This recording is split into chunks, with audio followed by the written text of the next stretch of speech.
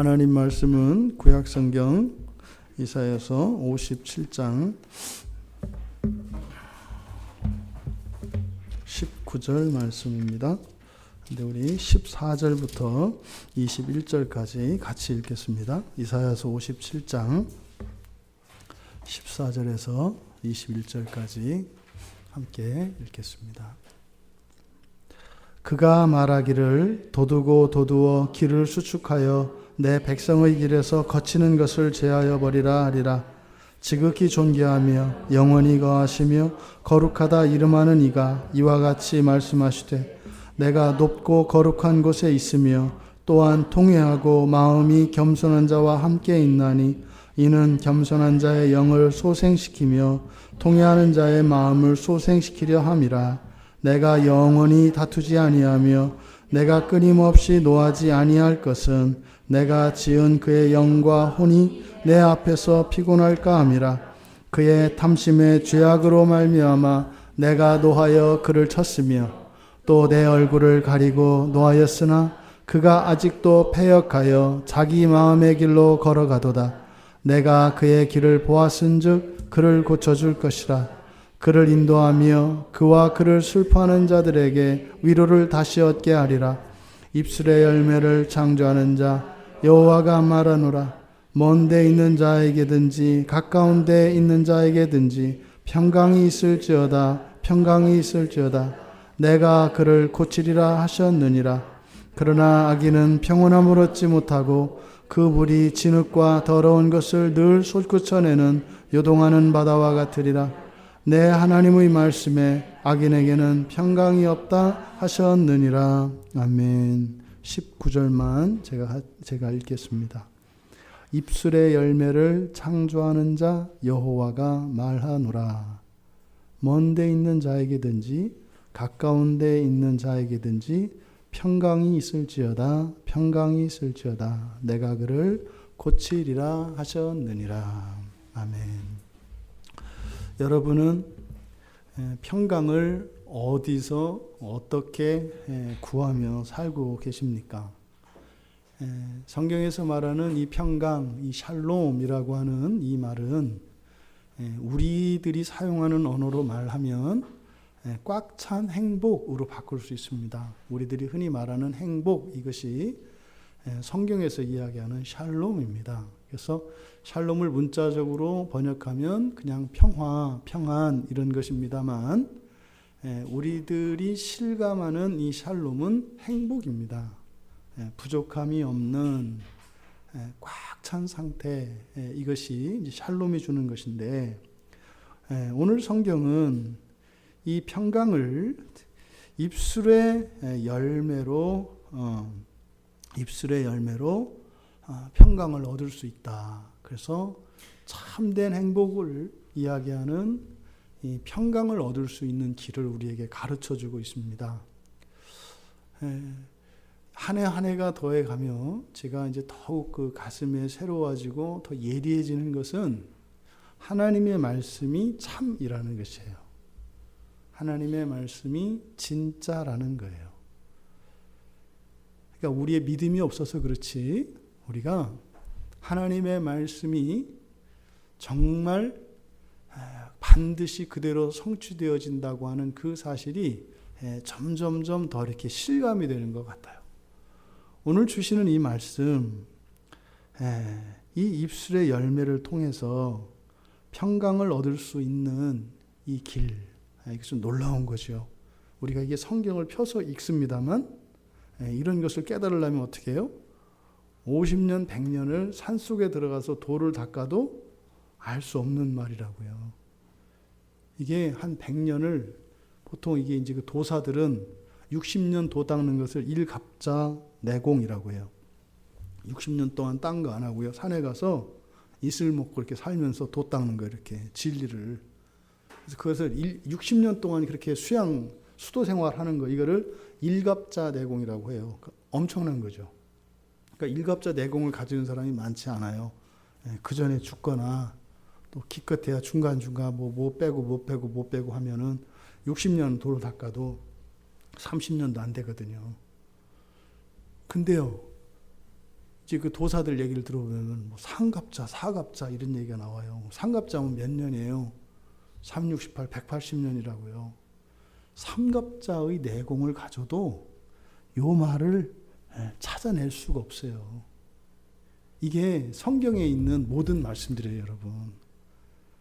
그러니까 이게 지금 그냥 서점에서 사서 이렇게 보고 뭐 또 여기서 또 교회에서까지 주고 그래서 우리를 괴롭게 하는 것 같이 느껴지는 말씀입니다만 정말 이 진리를 추구하는 자들에게 있어서는 이 단어 하나, 한 구절 문장 하나의 무게는 이루 말할 수 없는 거라고요. 사람이 얼마나 어리석으냐면 인간의 공로의식이 참 무모하고 어리석은 것이 거저 주어지는, 다시 말해 은혜로 주어지는 이것이 우리에게는 그렇게 가치 있게 받아들여지지 않아요. 그러니까 어떻게 해요? 생고생을 해서 얻어지면 뭐 그걸 이렇게 보람있게 생각한다 이 말이죠. 여러분, 오늘 성경에 주시는 이 말씀이 참으로 여러분들이 이후로 이 세상을 살아가시는 동안 평강을 누리실 수 있는 그런 은혜의 기회가 되기를 바라고 그 전기가 되기를 바랍니다. 그래서 이미 우리에게 예수 그리스도를 통하여 주신 이 평강이 우리 손에 쥐어져 있건만 하나님의 말씀을 알지 못하고 또 하나님 말씀을 믿지 못하고 그것을 순종하지 못해서 우리 스스로 자초하는 인생의 많은 고난과 역경들이 다시는 우리들에게 있지 않기를 바랍니다. 그래서 오히려 우리가 고난을 겪어야 한다면 그 모든 고난은 우리의 죄와 잘못, 허물로 인한 것이 아니라 정말 그리스도와 함께 그 십자가의 고난으로서 이 세상을 살리기 위한 거룩한 영광스러운 그런 고난 되기를 바랍니다. 평강의 근거, 다시 말해 행복의 근거입니다. 이 행복의 근거는 어디에 있는 거예요? 여호와께 있는 겁니다. 잊지 마세요, 여러분. 여호와께 있어요. 평강의 근거는요. 어떤 조건이나 어떤 능력이나 이런 거 아니에요. 절대 아니에요, 여러분. 재산이 많고 여러분들이 다른 사람들로부터 인정받고 존경받고 다른 사람들이 가지지 못한 능력들을 다 갖추고 있다 한들 그것이 결단코 어느 누구에게 평강을 주지 못합니다. 평강의 주인은 하나님이세요. 여호와 하나님이 평강의 유일한 근거라고 하는 이 사실을 잊지 마십시오. 지금 오늘 성경에 보면 입술의 열매를 창조하는 여호와, 그러니까 여호와가 어떤 하나님이신지 우리에게 놀라운 계시를 가르쳐 주는 거예요.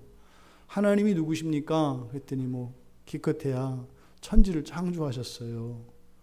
뛰어난 분이에요. 사랑의 하나님이에요. 이렇게 그 초보적인 이야기를 하지 마시고 여러분들은 이제 뭐라고 하시는 거예요? 입술의 열매를 창조하시는 분이시죠. 그럼 모든 입이 잠잠해지는 거예요. 여호와가 어떤 분이세요? 입술의 열매를 창조하시는 분이시죠. 첫째는 무슨 말인지 몰라서 들통날까 봐 입을 다물고 알면 그 말의 의미 때문에 입을 다물고 그런 거예요. 여호와는 어떤 분이시라고요?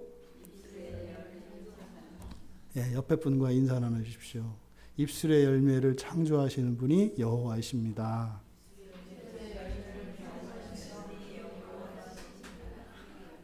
말과 믿음이 다른 것 같아요. 입술의 열매를 창조하시는 분이 여호와라고 하면서 어떻게 그렇게 그런 표정으로 그런 말을 해요.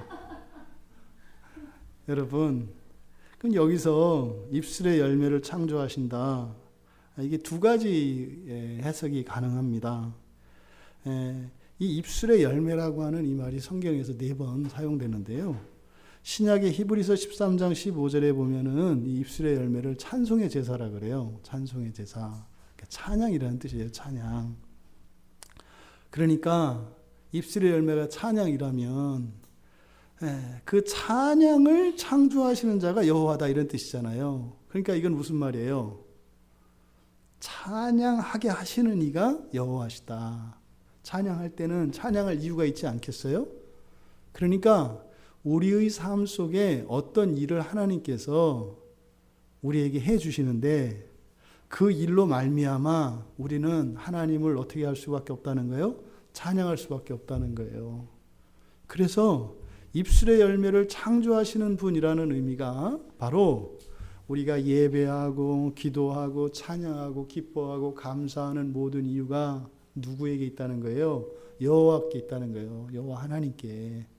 내가 착해서 그런 것도 아니고, 내가 믿음이 좋아서 그런 것도 아니고, 내가 찬양하지 않을 수 없도록 하나님께서 먼저 그 일을 창조하셨기 때문에 우리가 그렇게 한다는 것이에요.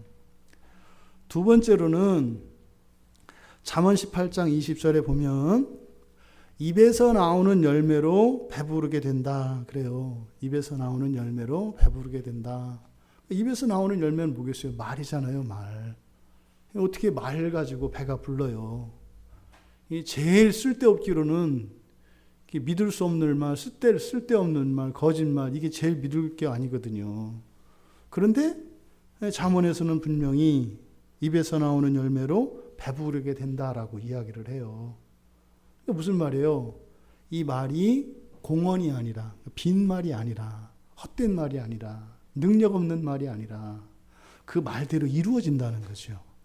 그러니까 이 말이 능력이, 그 말의 능력이 실린다는 거죠.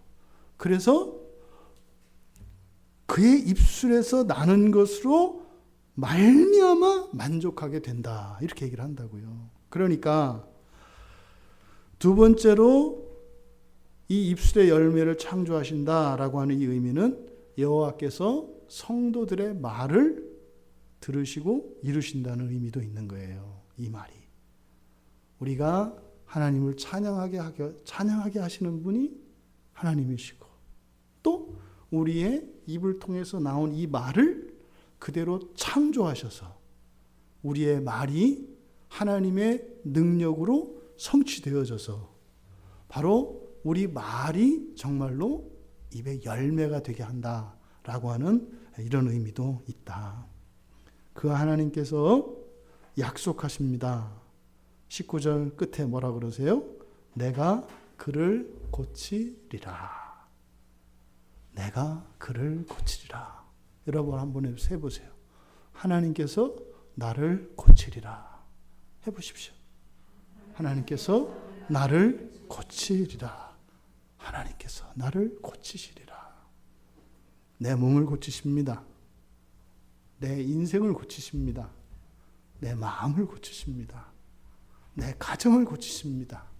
내 교회를 고치시고 내 나라와 민족을 고치십니다. 그런데 그것이 입술의 열매로 말미암다는 거예요. 그러면 여러분, 평강의 대상이 누구입니까? 성경에 보니까 가까운 데 있는 자에게든지 먼 데 있는 자에게든지 이렇게 이야기해요. 그러니까 지금 사람을 이야기하는데 가까운 데 있는 사람과 먼 데 있는 사람, 사실은 모두라는 뜻이죠. 누구든지라는 뜻이에요. 또 공간을 가지고 이야기할 땐 그러잖아요. 안에 있는 사람이든지 밖에 있는 사람이든지 그렇게 하잖아요. 뭐 키가 작은 사람이든지 큰 사람이든지 나이가 많은 사람이든지 적은 사람이든지, 그러니까 이거는 누구든지 모두라는 뜻이에요. 근데 모두를 여기서는 거리를 가지고 나타내고 있습니다. 그러니까 여기서 말하는 멀다 가깝다라고 하는 이 거리는 앞에 9절과 10절을 보면 57장 이사야서 57장 9절과 10절을 보면 이렇게 되어 있어요. 9절에 내가 기름을 가지고 몰렉에게 나아가되 향품을 더하였으며 내가 또 사신을 먼 곳에 보내고 수오레까지 내려가게 하였으며 내가 길이 멀어서 피곤할지라도 헛되다 말하지 아니함은 내 힘이 살아났으므로 쇠약하여지지 아니함이라. 지금 무슨 말이에요? 우상을 찾아다니는데 멀리까지 가는 것을 마다하지 않았다 이 말이에요. 그러니까 지금 19절에서 먼 데 있는 자든지 가까운 데 있는 자이든지라고 하는 이것은 사실은 이것이 의미하는 바는 뭐예요? 영적인 상태를 나타내는 겁니다. 하나님으로부터 하나님을 떠나서 우상을 숭배하기 위해서 멀어진 정도의 거리를 얘기하는 거예요. 그러니까 어떻게 해요? 우상을 열심히 섬긴 사람들인지, 그냥 조금 우상을 섬긴 사람들이든지 이런 의미죠. 그래서 이 영적인 거리를 멀고, 영적인 상태를 멀고 가깝다라고 하는 거리로 나타내고 있는 겁니다. 그러니까 여기서 먼데 가까운 데라는 것은 뭐게요? 하나님과 친한 사람이든지 하나님과 안 친한 사람이든지 이런 얘기인 거죠. 그런데요, 이런 영적인 거리는 말입니다, 이건 반드시 삶 속에서 이런 고난과 역경으로 연결됩니다. 하지만 그러니까 보겠어요? 지금 현재 어떤 고난 속에 있는 사람들이든지 어떤 부유함 속에 있는 사람들이든지 또 영적으로 하나님과 평화를 누리는 사람이든지 아니면 완전히 하나님과 담쌓고 살고 있는 사람이든지 모든 사람을 이야기하는 거예요. 이 모든 사람들에게 바로 입술의 열매를 통하여 하나님께서 평강을 주신다는 거예요. 그런데 바로 이어지는 20절에 보면 예외가 있습니다. 20절에 그러나 뭐라고 되어 있어요? 악인은 평온함을 얻지 못하고. 그러니까 악인은 제외예요. 악인은 제외. 여기서 악인은 그럼 누굴 이야기할까? 그것을 살피기 전에 왜 악인은 죄될까? 죄라고 할까? 앞에서 누구든지라고 하면서 왜 악인은 제외라고 할까? 그럼 누구든지가 아니잖아요. 우리들은 모두 다 오세요. 단 이게 가능해요. 우리는 그게 가능해요. 하나님한테는 불가능해요. 하나님이 모두 다 그러면 어떻게 해요? 진짜로 모두 다예요. 그 밑에다가 단서 조항으로 단 이런 거 못하는 거예요. 하나님한테는. 하나님이 모두 다 그럼 모두 다예요. 그런데 지금 여기는요. 그러나 악인은 어떻게? 평온함을 얻지 못하고. 그럼 여러분 이걸 한번 여러분들이 합쳐보세요. 악인에게도 하나님이 평강을 주신다 안 주신다? 주신다. 왜? 누구든지니까. 누구든지. 그런데 여기서는 못 누린대요. 그러니까 뭐겠어요? 주식은 주시는데 본인들이 그것을 못 누린다는 의미죠. 악인은 안 준다는 얘기가 아니에요. 예외라고 하는 것은 안 준다는 게 아니에요. 주되 본인들이 누리지 않는다 이 말이죠. 여러분 17절에 보면은요, 평강이 깨지는 이유에 대해서 얘기를 해요. 왜 평강이 깨지는지. 그의 탐심의 죄악으로 말미암아 이렇게 돼 있어요. 탐심의 죄악으로 말미암아. 하나님이 놓아여 치신다 이 말은 평강을 깬다는 거거든요. 이건 무슨 말이에요? 이런 탐심이 있으면 평강을 흐트러 버려요. 이런 탐심이.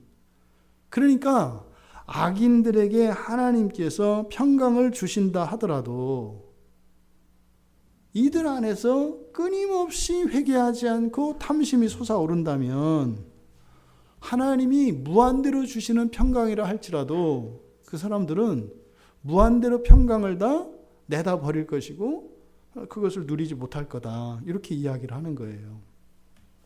이것이 여러분들이 이해가 돼야 합니다. 하나님은 누구든지 다 주세요. 그러니까 뭐겠어요? 평강을 누리는 것은 받아야 합니다. 하나님께. 그죠? 그리고 그게 다가 아니라는 거죠. 뭐 해야 돼요? 붙들고 지켜서 누려야 되는 거예요. 이게 많은 교인들이 신앙생활에서 경험하는 의문점들이에요. 왜 하나님이 구원하신다 하고 왜 나한테는 그게 없지? 왜 이러지? 뭐예요? 우리가 버리는 거라고요. 이게 지켜야 되는 부분이 있어요. 이걸 뭐라 그래요? 이걸 성화라고 하잖아요. 그래서 순종이 없으면은요, 하나님이 주시는 그 구원을 이렇게 체감하지 못해요. 그냥 생각으로만 알 뿐이라고요. 그러니까 오늘날 너무나 많은 사람들이 하나님이 주시는 우리 주 예수 그리스도를 통해서 주신 그 완전한 그 만족, 그 평강을 누리지 못한다고요. 사실상 지금 여기 57장의 주제가 회개예요. 회개를 촉구하는 거거든요. 뭐에 대한? 우상 숭배에 대한 회개를 촉구하는 거예요. 그래서 어떻게 해요? 우상을 숭배하면 뭐 좀 좋아질 것처럼 평강 있을 것처럼 가지만 결국엔 안 된다는 거예요. 근데 하나님이 버리시는 게 아니라 끝까지 지켜보세요. 언제까지? 회개할 때까지. 그러면 회복되는 거예요. 그러니까 사실 회복되는 게 아니죠. 갖다 내다 버리는 거를 안 버리는 거예요. 회개하는 거는. 하나님이 주시는 갖다 딱 수고스럽다니까. 복을 버리느라고 수고해요. 버리느라고. 그러니까 회개하는 건 뭐예요? 수고 안 하는 거예요. 하나님이 주신 복을 버리지 않고 그걸 누리는 거니까. 지금 이 57장의 주제가 회개거든요. 그래서 이 악인들이 제외된다라고 하는 의미는 이렇게 사람을 보고 주고 안 주고 하신다는 의미가 아닌 거예요. 그래서 이렇게 2단계로 이 평강이 누려진다는 것을 우리가 알아야 합니다. 그렇다면 이렇게 입술의 열매라고 하는 것은 결국 찬양을 하게 하는 것이고, 또 입술의 열매를 하나님이 이루시는 거니까 또 다른 찬양을 하게 되는 거니까, 이거는 이 입술의 열매, 평강을 만드는 것이 이 입술의 열매인데, 그럼 이 입술의 열매라는 게 뭐이겠는가? 15절에 보면 15절에 하반절을 보시면 여호와께서 이와 같이 말씀하실 때 내가 높고 거룩한 곳에 있으며, 어디겠어요? 여기는 하나님 나라 아니겠어요? 하나님이 계시면 하나님 나라고, 거기는 어떤 곳이겠어요? 평강이 있는 곳이겠죠. 평강의 왕이시니까. 또한 통회하고 마음이 겸손한 자와 함께 있나니. 그러니까 통회하고 마음이 겸손한 자에게 평강이 있겠네요. 그러면 이 입술의 열매라고 하는 것은 바로 통회하는 자, 마음이 겸손한 자들에게서 나오는 말이라고 할 수 있어요. 그러니까 마음이 통회하는 자에게서 나오는 말이 뭐예요? 회개의 말이겠죠.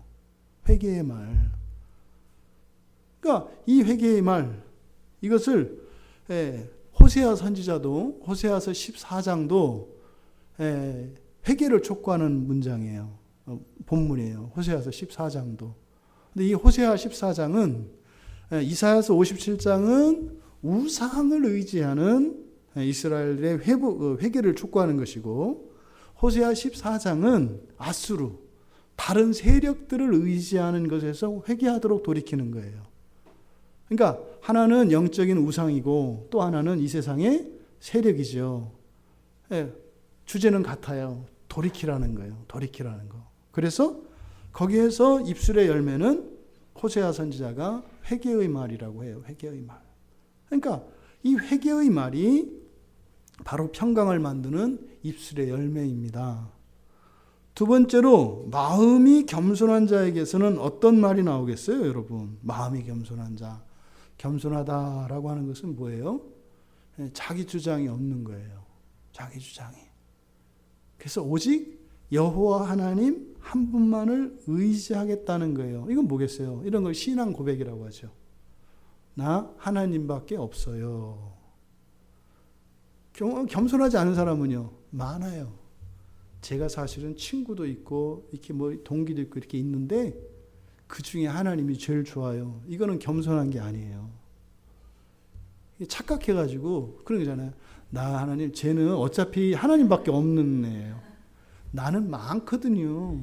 그런데 걔들 다 빼놓고 하나님 선택한 거예요. 그럼 인간적으로 보면 누가 더 훌륭한 것 같아요? 내가 더 훌륭한 것 같잖아요. 근데 하나님이 그러신다. 너 참 교만하다. 있긴 뭐가 있니? 뭐 이렇게 얘기한다고요. 그러니까 겸손하다는 것은 뭐예요? 하나님 한 분만이에요. 하나님. 아무도 없어요. 하나님. 근데 아닌데 너 주변에 많은데 아니에요. 하나님 없어요. 저는 하나님밖에 없어요. 이게 겸손한 거예요. 그러니까 이 겸손한 자의 말은 바로 순전한 신앙 고백입니다. 여기서 이 회개의 말이나 여호와만을 의지하겠다고 하는 이런 신앙 고백, 이것은 사실 평강이 우리들에게 임하게 하는 소극적인 하지만 필수적인 준비예요. 이런 회개와 겸손이라고 하는 것은 그 하나님이 주시는 평강이 우리에게 임할 수 있도록 하는 임하지 못하게 하는 방해물들을 제거하는 것이거든요. 그것을 누릴 수 있는 소극적인 거예요. 하지만 반드시 필수적이에요. 보다 적극적으로 그러면 우리에게 계속되어지는 이런 평강이 유지되어지려면 무엇이 필요한가? 이런 적극적인 조건으로서의 입술의 열매는 믿음의 말입니다. 믿음의 말. 13절, 57장 13절 하반절을 보십시오. 57장 13절 전체를 볼게요. 내가 부르짖을 때에 내가 모은 우상들에게 너를 구원하게 하라. 그것들은 다 바람에 날려가겠고 기운에 불려갈 것이로되. 다 소용없어요. 이제 여기서부터가 중요해요. 나를 의뢰하는 자는 땅을 차지하겠고 나의 거룩한 산을 기업으로 얻으리라. 나를 믿는 자죠. 의뢰하다, 믿다라는 뜻이에요. 맡기다, 위임하다, 의뢰하다, 신실하다, 성실하다, 다 믿음이라는 뜻이에요. 그러니까 여호와 하나님을 믿는 사람들, 이 믿음의 말이 땅을 차지하게 하겠고 거룩한 산을 기업을 얻을 것이라고 해요. 적극적이죠. 그러니까 여호와께서 창조하시는 입술의 말, 다시 말해서 우리의 입에서 발화되어지는 이 말이 모든 말이 입술의 열매는 아니에요. 모든 말이 입술의 열매는 아니라고요. 앞에서 이야기한 회개의 말, 그리고 신앙 고백, 하나님만 의지하겠습니다라고 하는 신앙 고백, 그리고 바로 믿음의 말, 이것이 입술의 열매예요. 그럼 믿음의 말은 뭘 말하겠어요, 여러분? 뭐가 믿음의 말이에요? 믿습니다 이건가요? 기도입니다. 기도가 믿음의 말이에요. 뭐 말을 해야 들어주지. 말을 해야. 믿음의 말이 바로 기도예요. 그러면 이 믿음의 말이 기도로 드려질 때 그것이 입술의 말이 되어서 적극적으로 우리에게 평강이 주어집니다. 조심할 것은 이 믿음의 말이 확신에 찬 말이라고 생각해서는 안 됩니다. 나는 반드시 되리라고 믿어. 이게 믿음의 말이 아니에요. 그건 고집스러운 말이에요. 믿음의 말은 앞에서 걸친 이 소극적인 의미에 그리고 필수적인 회개와 신앙 고백을 지난 이후에 나오는 그 말이라야 그것이 참다운 믿음의 말이 되는 거예요. 그래서요, 회개하고 마음이 겸손한 자가 돼야 하고, 회개하고 마음이 겸손한 자가 어떻게 해요? 믿음으로 기도할 때 그것이 바로 입술의 열매가 돼요. 그러면요, 여호와께서 반드시 그 입술의 열매를 창조하십니다. 끝난 거예요. 그러면 끝난 거예요. 자격, 조건, 어떤 상태 없어요. 끝난 거예요. 이것이 하나님께서 우리에게 가르쳐 주시는 평강에 이르는 길입니다. 아시죠? 여호와께서 가르쳐 주시는 이 평강은 단순히 이 세상만의 평강이 아니에요. 영원한 겁니다. 그리고 매일 똑같아서 질리거나 식상할 수 있는 게 아닙니다. 날마다 새로워지기 때문에 그 샬롬은 똑같지가 않아요. 물리적으로는 날마다 커지는 거예요. 질이 더 좋아지는 거예요. 더 밝아지는 거예요. 높아지는 거예요. 여러분, 입술의 열매를 창조하시는 여호와께서 우리에게 평강을 주시겠다 약속하셨고 그 길을 우리에게 가르쳐주고 계세요. 그런데 여러분들은 도대체 어디서 평강을 구하고 계세요? 여러분,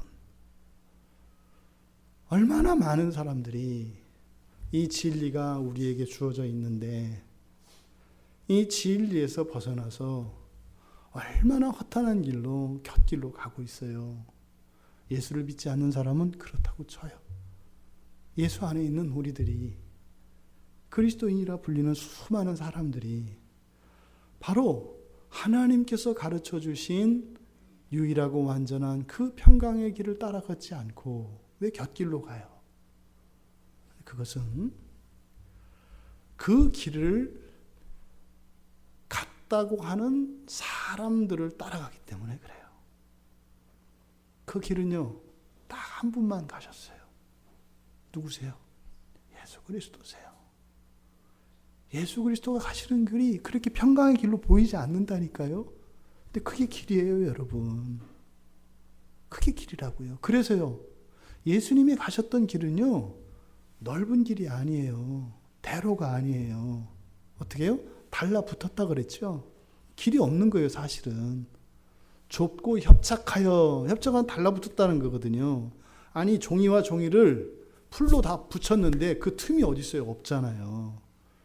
그러니까 예수님이 가신 길은 사람들이 볼 때는요, 길이 아닌 것처럼 보인다고요.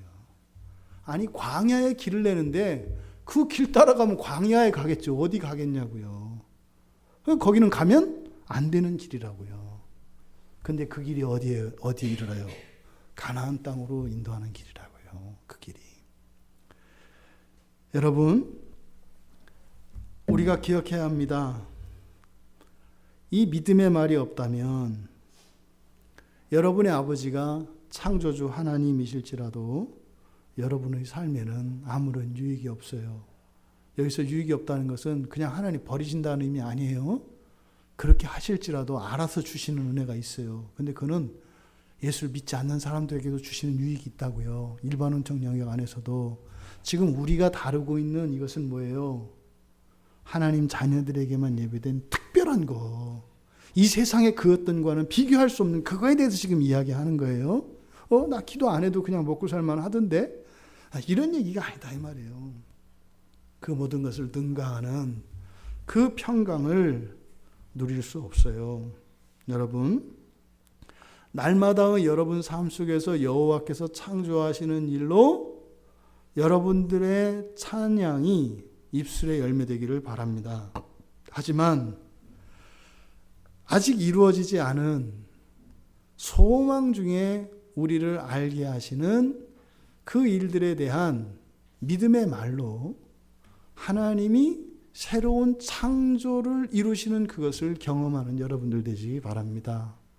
그래서 우리의 입술은요, 지나온 시절의 하나님의 은혜에 대한 찬양과 감사로, 그리고요, 앞으로 살아갈 우리의 미래에 대한 우리의 말, 이 입술의 열매를 통하여 열매를 창조하시는 그 하나님의 능력으로 살아가는 복된 여러분들이 되시기를 주님의 이름으로 축원합니다.